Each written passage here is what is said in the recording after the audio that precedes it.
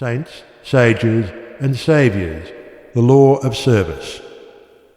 The spirit of love, which is manifested as a perfect and rounded life, is the crown of being and the supreme end of knowledge upon this earth. The measure of a man's truth is the measure of his love, and truth is far removed from him whose life is not governed by love. The intolerant and the condemnatory, even though they profess the highest religion, have the smallest measure of truth, while those who exercise patience and who listen calmly and dispassionately to all sides, and both arrive themselves at and incline others to thoughtful and unbiased conclusions upon all problems and issues, have truth in fullest measure. The final test of wisdom is this: how does a man live? What spirit does he manifest? How does he act under trial and temptation? Many men boast of being in possession of truth, who are continually swayed by grief, disappointment, and passion, and who sink under the first little trial that comes along. Truth is nothing if not unchangeable, and insofar as a man takes his stand upon truth, does he become steadfast in virtue, does he rise superior to his passions and emotions and changeable personality.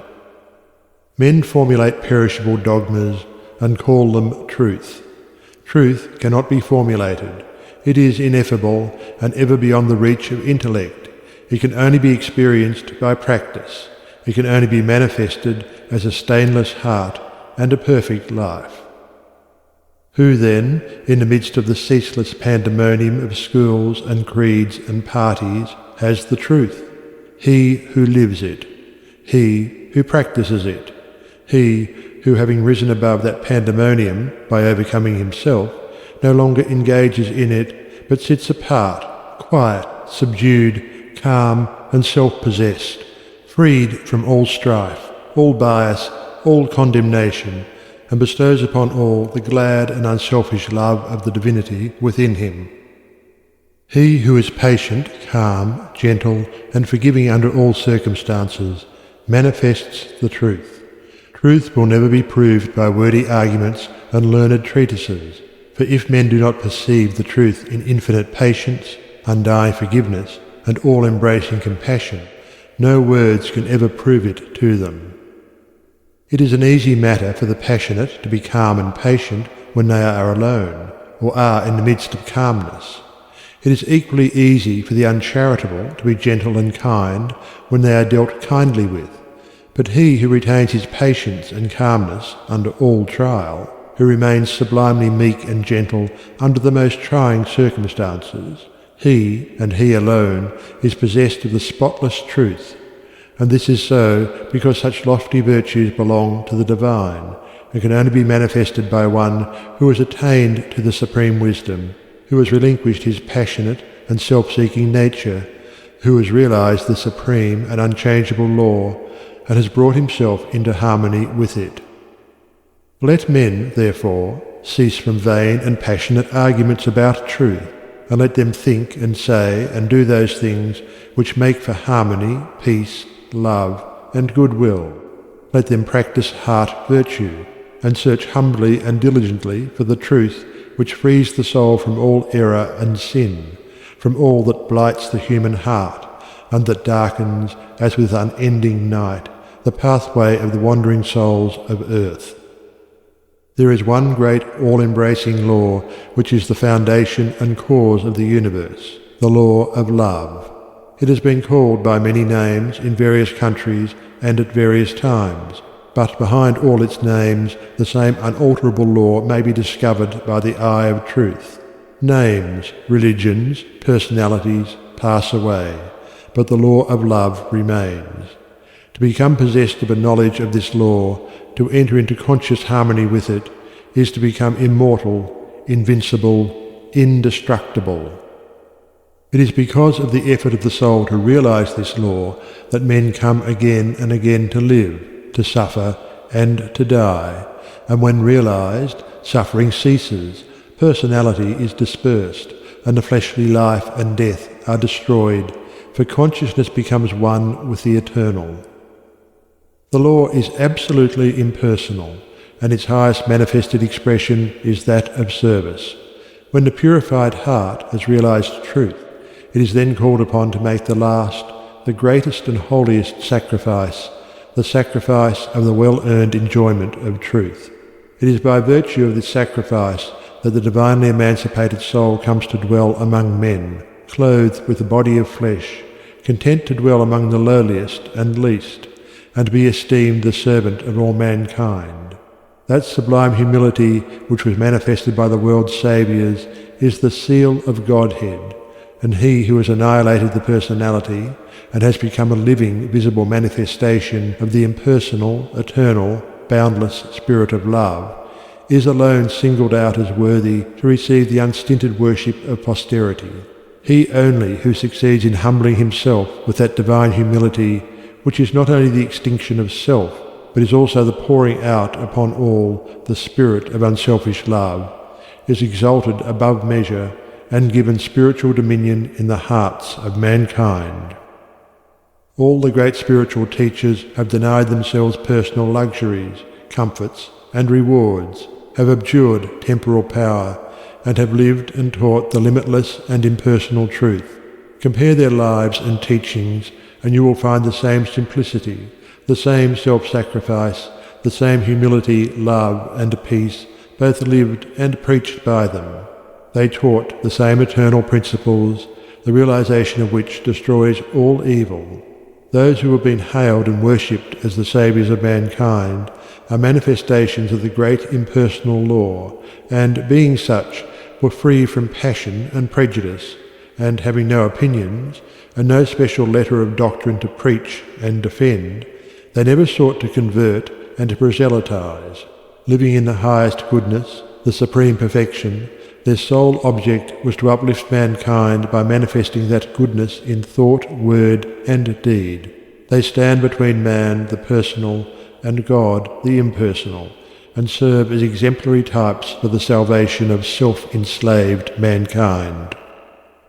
Men who are immersed in self, and who cannot comprehend the goodness that is absolutely impersonal, deny divinity to all saviours except their own, and thus introduce personal hatred and doctrinal controversy, and, while defending their own particular views with passion, look upon each other as being heathens or infidels, and so render null and void, as far as their lives are concerned, the unselfish beauty and holy grandeur of the lives and teachings of their own masters.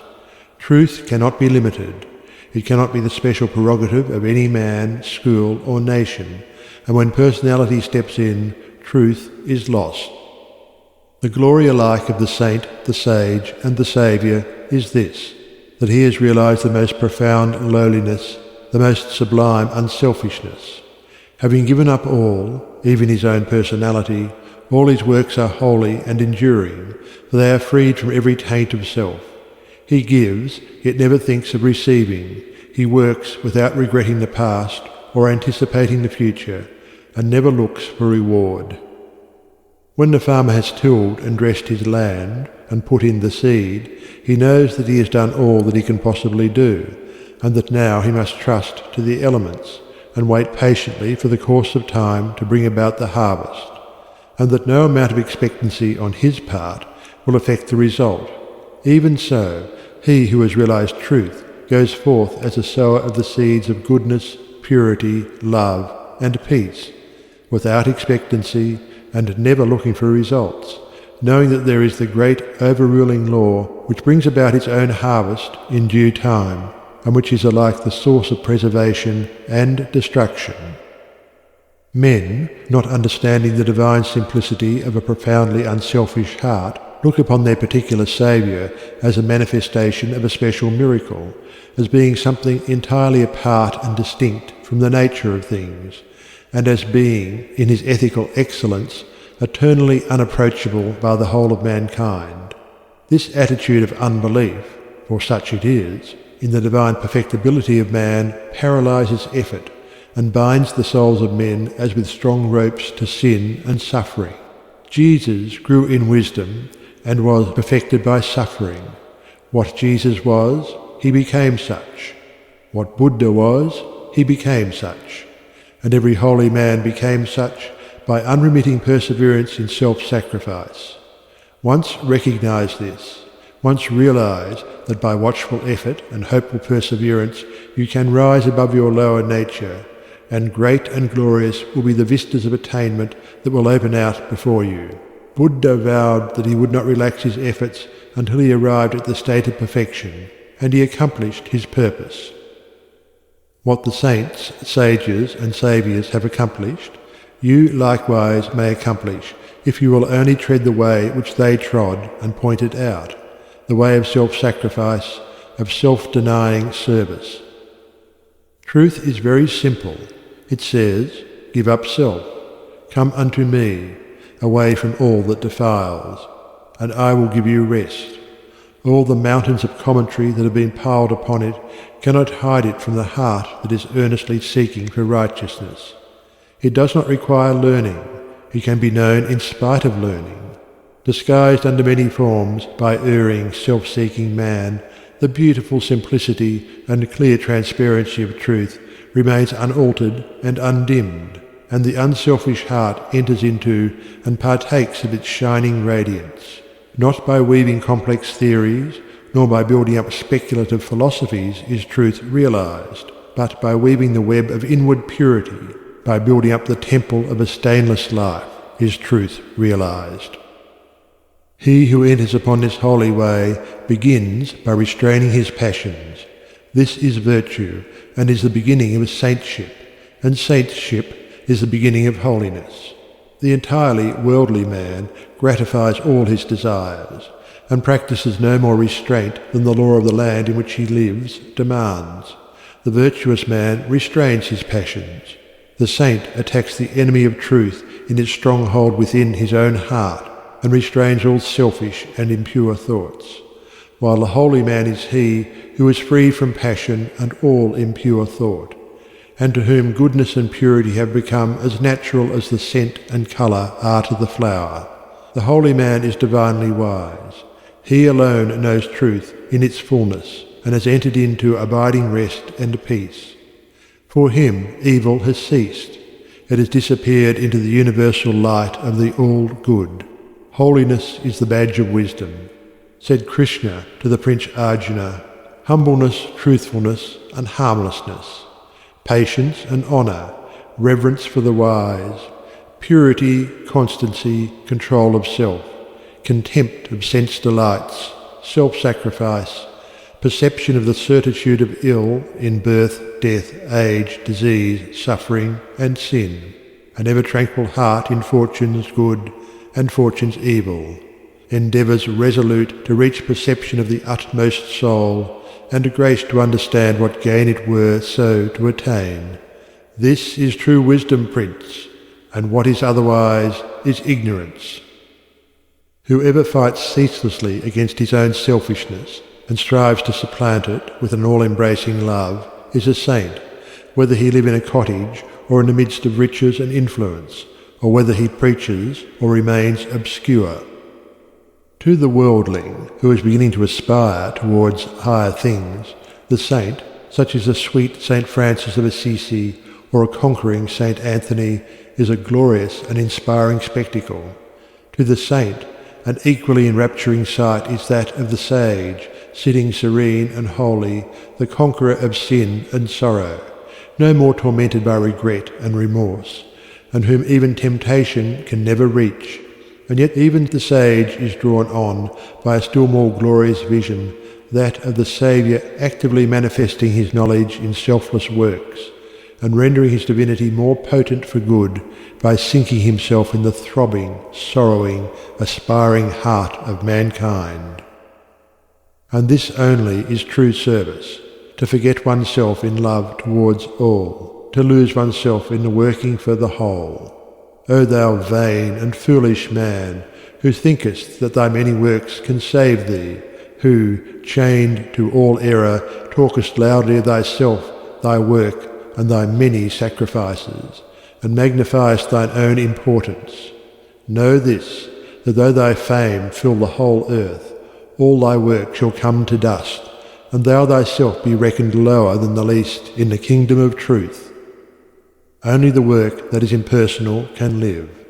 the works of self are both powerless and perishable. Wherever duties, howsoever humble, are done without self-interest and with joyful sacrifice, there is true service and enduring work. Where deeds, however brilliant and apparently successful, are done from love of self, there is ignorance of the law of service, and the work perishes. It is given to the world to learn one great and divine lesson, the lesson of absolute unselfishness. The saints, sages and saviours of all time are they who have submitted themselves to this task, and have learned and lived it. All the scriptures of the world are framed to teach this one lesson. All the great teachers reiterate it. It is too simple for the world, which, scorning it, stumbles along in the complex ways of selfishness. A pure heart is the end of all religion and the beginning of divinity. To search for this righteousness is to walk the way of truth and peace, and he who enters this way will soon perceive that immortality which is independent of birth and death, and will realize that in the divine economy of the universe, the humblest effort is not lost. The divinity of a Krishna, a Gautama, or a Jesus is the crowning glory of self-abnegation, the end of the soul's pilgrimage in matter and mortality, and the world will not have finished its long journey until every soul has become as these, and has entered into the blissful realization of its own divinity. Great glory crowns the heights of hope by arduous struggle won. Bright honour rounds the hoary head that mighty works hath done.